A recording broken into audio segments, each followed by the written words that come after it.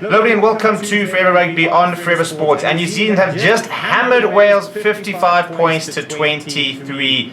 Really poor effort in the end by the home side, who were competitive for about 50 minutes, I'd say, 50 to 55 minutes, and then kind of just sort of fell apart and let the floodgates open towards the end. But a very good performance from New Zealand, must be said. It took a while for them to get going.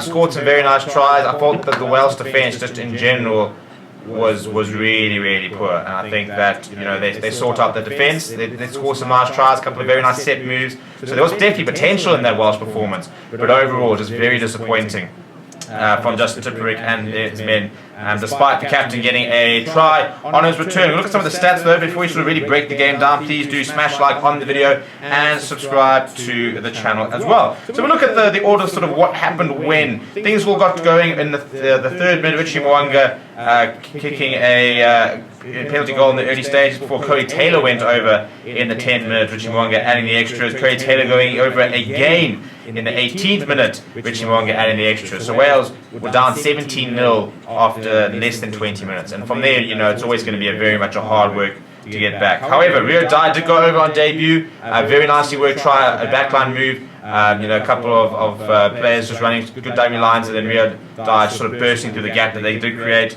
Gareth Anscombe adding the extras, also adding a penalty. However, Geordie Barrett then going over, just out jumping Rio Dye in the 34th minute.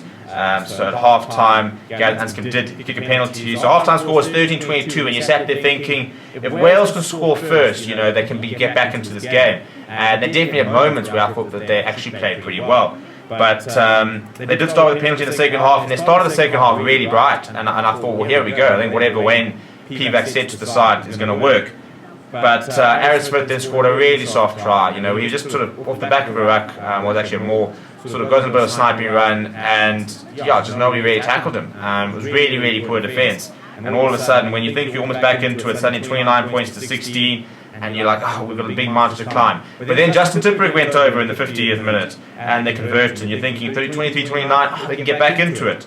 Literally 2 minutes later, they can see once again Aaron Smith going over, Richie Mwanga adding the extras, 36-23, and literally at the 60 minute, then it all just fell apart. RCB 64-minute try, Geordie Barrett 76, Samasoni Takawao in the 82nd minute, 55 points to 23. If we look at the stats from the game, 48% possession for Wales, which is why I think they'll be annoyed, as well as 56% territory.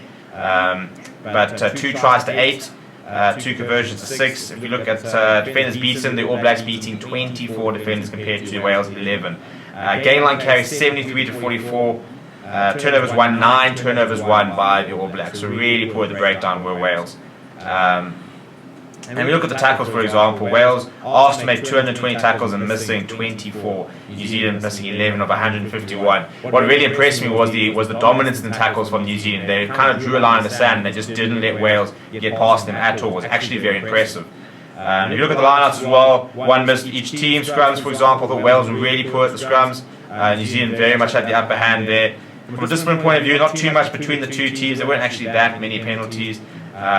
So I think it was just a really poor defensive effort. Look at some individual players, shall we? I thought that Geordie Barrett was really good at the inside centre. Scored 10 points, 2 tries to him, 11 tackles, 1 missed tackle. He ran 36 metres, being 3 defenders, 1 clean break, 2 offloads. I thought he played really well. I thought Artie Severe was absolutely tremendous. Got man of the match, 10 carries, 10 tackles, 2 turnovers, 1. A try as well to his name. He was absolutely brilliant. For Wales, I thought that Vizam was very quiet. Rio Dye had a couple of moments, but looked a little bit fresh at this level. I thought Faletau worked relentlessly hard. 28 tackles he made, 11 carries, but wasn't really sort of characteristic over the sort of gain line carries. I thought Ken Owens played really well. I was really impressed with him. He made 16 tackles, missing just 1. He made 9 carries as well. But at the end of the day, the Welsh defence just not really good enough. But let me know what you thought about the game down in the comments below. Please do smash a like on the video and subscribe to the channel as well. Thank you very much for watching. My name is Stephen, and I'll chat to you soon.